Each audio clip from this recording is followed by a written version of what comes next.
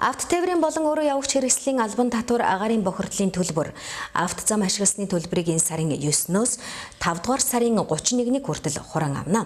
Хэрвээ татвараа төлөөгүй тохиолдолд тухайн тээврийн хэрэгслийг үзлэг онцлогоонд оруулахгүй байхаар болсон байна. Манай улсад нийт 863 мянган авто тээврийн хэрэгсэл бүртгэлтэй байдгаас Улаанбаатар хотод 120 мянга гаруй тээврийн хэрэгсэл замын хөдөлгөөнд оролцдог байна.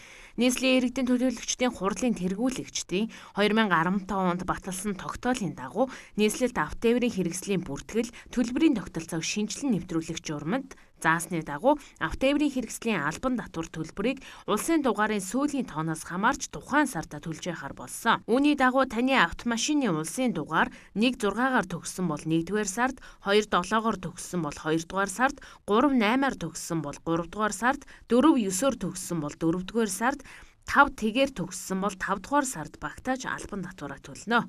Нийслэлийн хэмжээнд 9 дүүргийн татварын хилцүүдэд мөн дээрээс нь Баянгол, Сонгон хайрхан, Баян зүрх гэсэн дүүргүүдийн онцлогооны төвүүд мөн дээрээс нь нийслэлийн төрийн үйлчлэгээний нэгдсэн төв гэж байгаа шүү дээ, тийм ээ. Түүний Мишель Экспо Драгон, тэгээд Дүнжин гараа худалдааны төв. Мөн дээрээс нь автоэр үндэсний төвийн циркийн салбар болон 5 гаан салбар дээр татвар авч байгаа. 6 сарын 1-ний өдрөөс хойшоогоо импортоор автоэрийн хэрэгслийг худалдан авсан тохиолдолд тухайн худалдан авсан сараас тухайн жилийн үлдсэн сарыг хасах тэрхүү хугацаанд нь татварыг бол ногдуулдаг байгаа.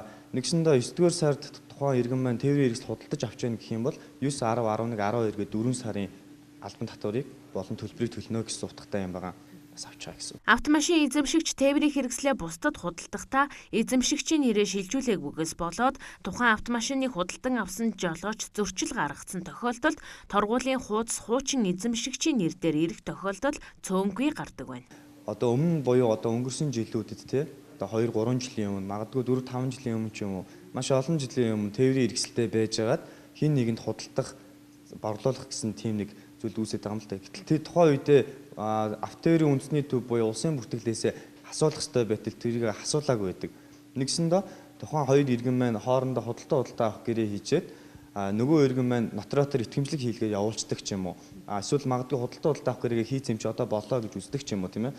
Энэ тохиолдлоос үүсээд нөгөө иргэн маань нөгөө худалдаа авч буй иргэндээ тээврийн хэрэгслээ өгөө явуулцдаг. Гэтэл худалдаа авч байгаа тээврийн хэрэгсэл эзэмшигч нь өөрөө тухайн тэр бүртгэлийг өөрийнхөө нэр дээр шилжүүлэхгүй хуучин хэрэгжижсэн буюу тухайн хуучин өмчлөгчдээр нь одоо тээврийн хэрэгслийг хэрэгжилж буюу замын хөдөлгөөнд оролцож байгаа юм л та.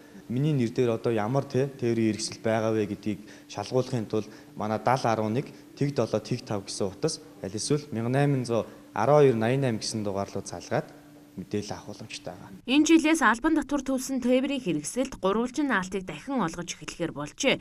Учир нь наалт хэрэглэхээ болсноос хойш замын хөдөлгөөнд оролцож байгаа тээврийн хэрэгсэл бүрийг зогсоон албан татвар төлбөрөө төлсөн эсхийг шалгах нь хүндрэлтэй байдаг байна. Иймд гурвалжин наалтыг дахин нааж эхэлснээр хяналт шалгалтын ажил бодит үр дүнд хүрэх боломжтой гэж үзжээ.